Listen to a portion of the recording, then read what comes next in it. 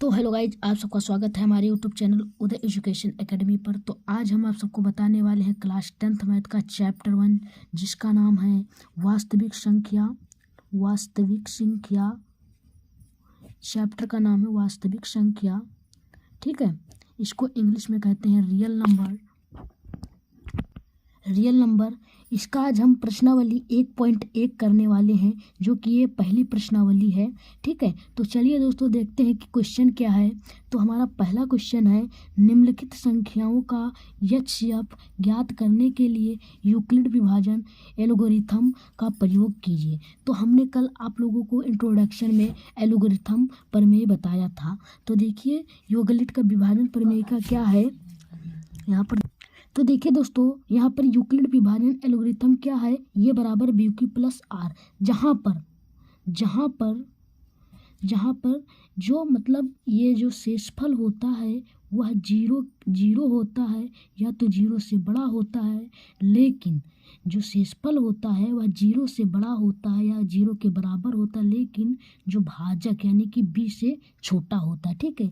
ये एल्गोरिथम प्रमेय यही है, ठीक है। अब इसी पर आधारित कुछ क्वेश्चन दिए हैं जिनका हमें एचसीएफ निकालना है, ठीक है, हाई कॉमन फैक्टर, ठीक है। एचसीएफ को हिंदी में महत्तम समापवर्तक कहते हैं, ठीक है। आप लोग ये सब बेसिक इन्फॉर्मेशन अपने दिमाग में रखिएगा, ठीक है। तो हमारा पहला क्वेश्चन है 135 और 225 का, इसका हमें एचसीएफ निकालना है, ठीक है। 135 और 225 का। तो चलिए दोस्तों हम इसका एचसीएफ निकालते हैं।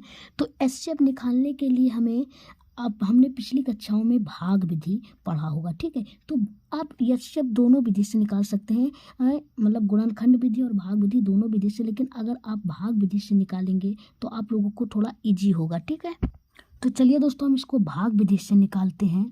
तो देखिए अब यहाँ पर दिया है 135 और 225, तो आपको क्या करना है, 135 से 225 को भाग देना है, ठीक है। अब देखिए अब 135 से 225 को अगर भाग देंगे तो अगर 2 बार में ले जाएंगे तो ज़्यादा हो जाएगा, इसलिए हमें 1 बार ले जाएंगे, ठीक है। 1 बार ले जाएंगे तो यहाँ पर हो जाएगा 135, ठीक है। अब 135 से 5 में से 5 गया 0, यहाँ पे एक उधार लेंगे तो यहाँ पर हो जाएगा 12 में से 3 गया कि 9 3 12 होता है, तो यहाँ पर 9 हो गया, ठीक है। अब देखिए यहाँ पर कुछ नहीं बचा तो यहाँ पर क्रॉस कर। अब देखिए अब जो ये 90 आया है, अब 90 से हम 135 को भाग देंगे, ठीक है। पहले हमने क्या किया, 135 से 225 को भाग दिया, यानी कि कम वाले से ज़्यादा वाले को भाग दिया। फिर यहाँ पर देखिए यहाँ पर, अब देखिए यहाँ पर 135 हमने 1 बार में ले गए तो यहाँ पर 90 बचा। तो अब ये हम कैसे पता लगाएंगे कि ये शेषफल है। तो जो शेषफल होता है वह भाजक से हमेशा कम होता है, ये जो शेषफल होता है यह भाजक से हमेशा कम होता है, ठीक है। अब हम 90 को 135 से भाग देंगे, ठीक है। अब देखिए अब यहाँ पर क्या होगा, अब देखिए 90 से अब 135 को भाग देंगे तो कितने बार में जाएगा, 1 बार में ही जाएगा, ठीक है। तो 1 बार में जाएगा तो यहाँ पर हो जाएगा 90। अगर 2 बार में ले जाएंगे तो 180 हो जाएगा, तो ज़्यादा हो जाएगा, ठीक है। तो 1 बार में ले जाएंगे तो यहाँ पर हो जाएगा 5, यहाँ पर 13 में से 9 गया, ठीक है। 13 में से यहाँ पर बचा 4, ठीक है। अब यहाँ पर 45 आ गया। अब देखिए अब हम कैसे पता लगाएं कि ये शेषफल है। तो देखिए जो शेषफल होता है यह भागफल से हमेशा भाजक से हमेशा कम होता है, ठीक है। अब हम 45 से 90 को भाग देंगे, तो 45 से जब 90 को भाग देंगे तो 2 बार में जाएगा, तो 45 दूना 90। अब देखिए अब यहाँ पर हमारा जो आखिरी में आया 0 बचा, ठीक है, 0 शेषफल बचा। अब हम जहाँ से 0 शेषफल बचे वहीं जान लीजिए जिससे हमने जो मतलब भाज्य को भाग दिया है, जिससे हमने भाज्य को भाग दिया है वही हमारा जो मासा हो जाता है, ठीक है।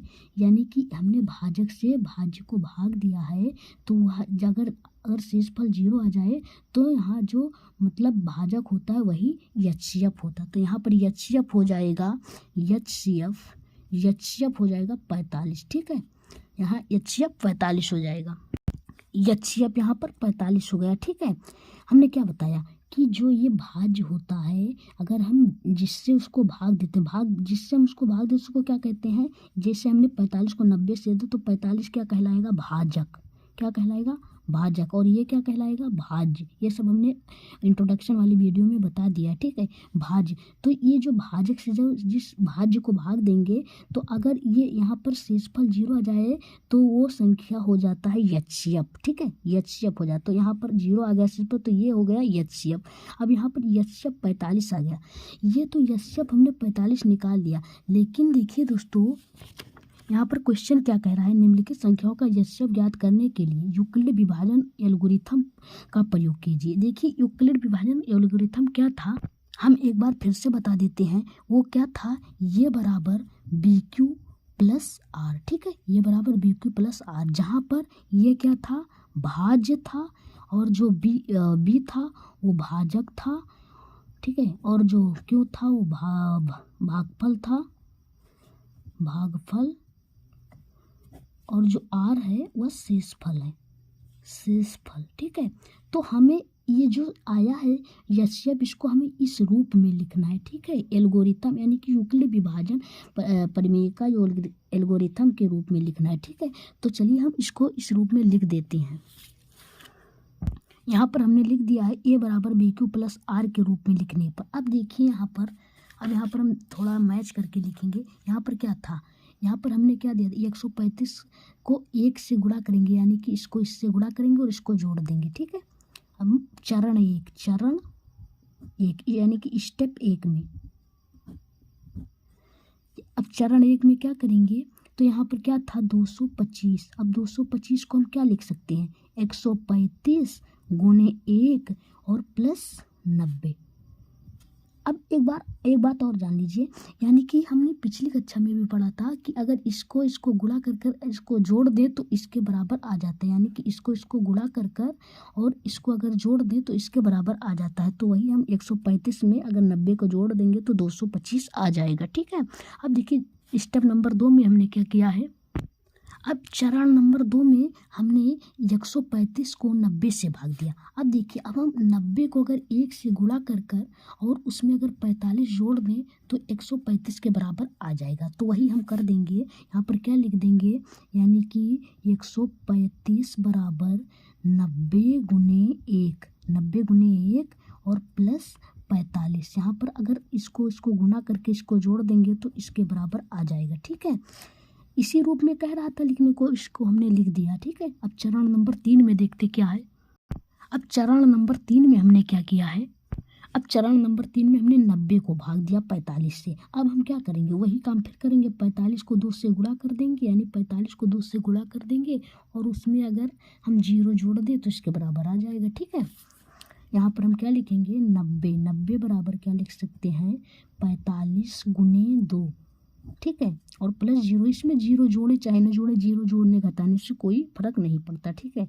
तो ये हमने चरण में लिख दिया, यानी कि ये जो कह रहा था क्वेश्चन उस रूप में हमने लिख दिया। अब देखिए इतना लिखने के बाद आपको क्या करना है, आपको सिंपली लिख देना है अतः HCF बराबर 45, ठीक है, 45। यहाँ हमने जो निकाला था HCF 45 वही हमने यहाँ लिख दिया, ठीक है।